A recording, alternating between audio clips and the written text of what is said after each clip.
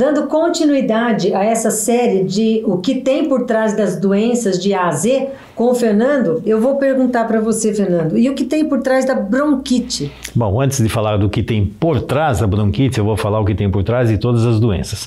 Existe uma dinâmica que é a linguagem da doença, e eu sempre coloco, quando você vai avaliar um cliente, você olha para o doente, não para a doença. E sempre tem a Carla e todo mundo. E essa doença, gente, preste atenção, é no doente. Doença é uma linguagem simbólica. Cada doença é uma dinâmica simbólica. Se você entender o símbolo, é como se fossem interpretações na psicanálise. Aqui é parecidíssimo. Então, essa doença que você falou agora, qual que é? A bronquite. A bronquite. Quando você vê um indivíduo com bronquite, você vê o quê? Ele com falta de ar. A maioria acredita que é dificuldade para inspirar. Não é, ele está cheio, ele tem dificuldade para colocar para fora. E colocar para fora o quê? Algo que ele não consegue. E geralmente o que você vê é numa dinâmica mãe, filho, essa mãe está perto demais, ele não consegue colocar um limite e colocar para fora. Sai. Tanto é que quando está com a bronquite, se começar a ficar muito ruim, vai ter que fazer o quê? Inalação. O que é inalação? Colocar uma barreira. Se não resolver a inalação, vai para o hospital, quer dizer, está saindo do ambiente. Mas conforme volta para esse ambiente que é muito pesado e invasivo, ele começa a fazer esse tipo de situação. Tanto é que uma coisa boa para bronquite é a natação, sabe por quê? Porque a mãe fica lá fora e a criança nada lá dentro. E as mães estão aqui, por excesso de zelo, aí é que eu vou cuidar mais da criança. Quanto mais cuide, mais perto fica, mais a criança tem bronquite.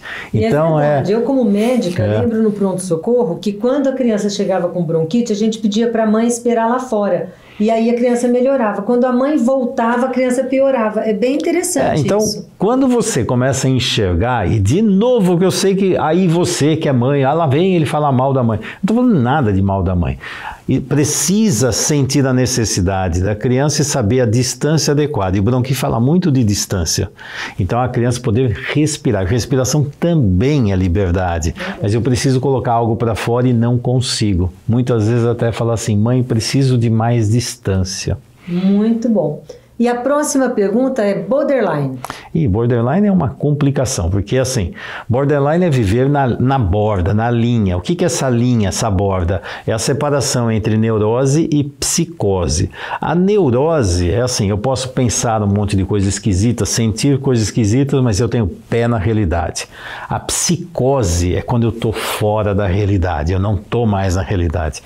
E o borderline, ora ele está na neurose, ora ele está na psicose. Então ele fica oscilando dentro dessa dinâmica aqui. Esse limite, ele está confuso.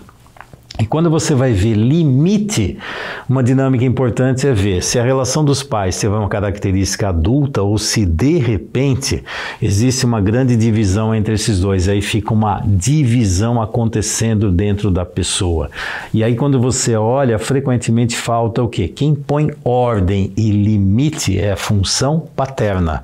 E função paterna todo ser adulto tem que ter, tanto função materna como paterna. Então precisa saber qual é o limite, até onde eu posso ir e não ir. Limite, ordem é função paterna. Amor é função materna, ordem é função paterna. Excelente. E agora uma doença que também, como eu falei do autismo, tem aparecido muito mais. Primeiro, pela possibilidade de diagnóstico. Segundo, pelo jeito doentio de viver das pessoas, que é o câncer. Ixi, câncer é uma...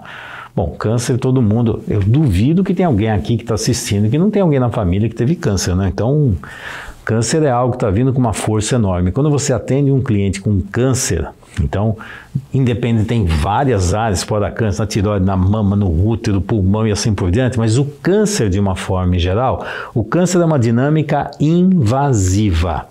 E o que é isso? Geralmente a pessoa que tem uma personalidade cancerígena é aquela que aceita tudo, existe para o outro, eu sou bonzinho, eu sou uma pessoa tão boa, eu vejo a necessidade do outro e não a minha, eu permito que o problema do outro me invada. O sistema imunológico, ele identifica uma célula doentia e destrói.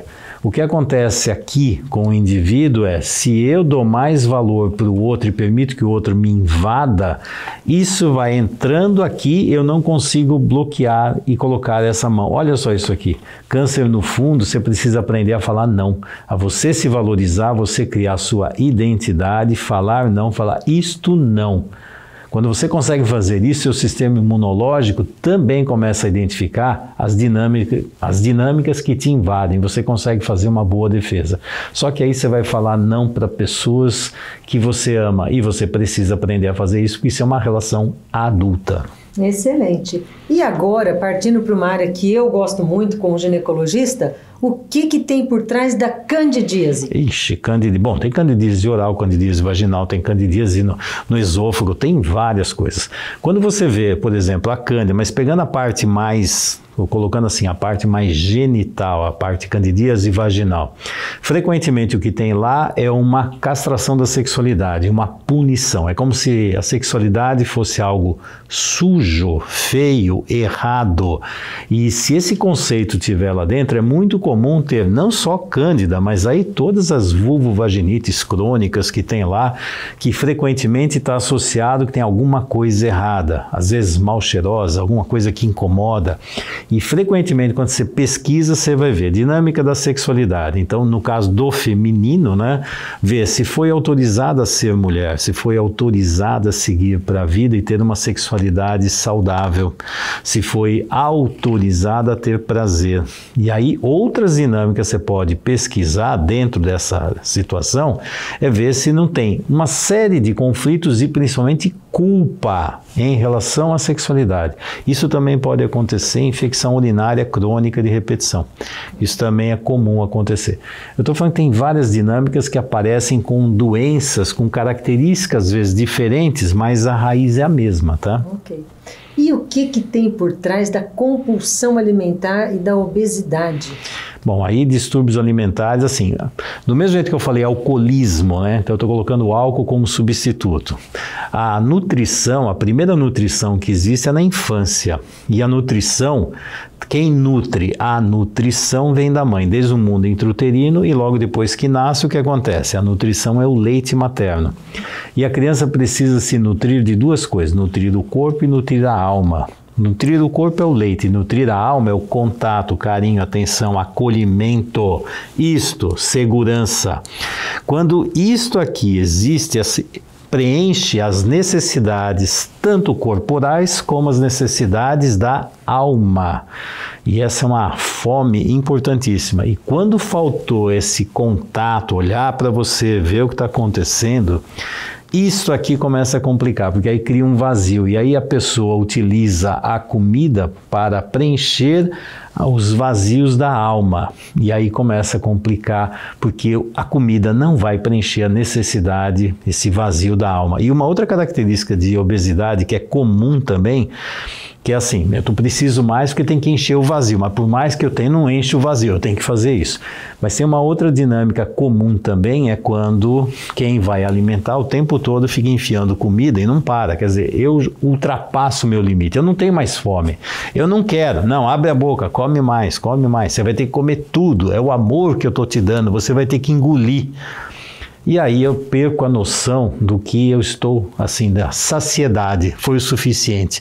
Então nunca é bom o suficiente, eu quero mais, porque eu vou comer aquilo que você manda. Então eu não consigo falar não também para essa dinâmica da comida. Ok. E para finalizar, fazendo um link com os distúrbios alimentares, é a mesma raiz de bulimia, de outras doenças de distúrbios alimentares? Todas elas têm a ver com a parte de alimento e o significado do alimento é com a dinâmica materna, porque o primeiro grande alimento intrauterino e depois é mãe.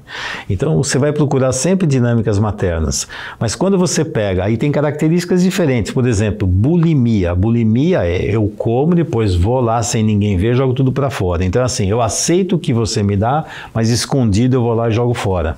Então assim, eu não estou aceitando, eu aparentemente engoli o que você queria, mas lá fora eu vou lá e vomito e coloco jogo fora. Se você pegar a anorexia já é um pouco diferente, que a anorexia é algo assim, é uma recusa, eu não quero você dentro de mim.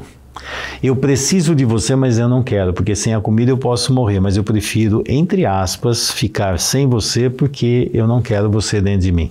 Então tem vários distúrbios alimentares que você vai observar sempre uma dinâmica da relação do mundo materno, principalmente na fase oral. A anorexia geralmente é no mundo até intrauterino. Muito obrigada. E se você quer saber mais, não perca o próximo bloco, porque vai ter muito mais doença para a gente falar.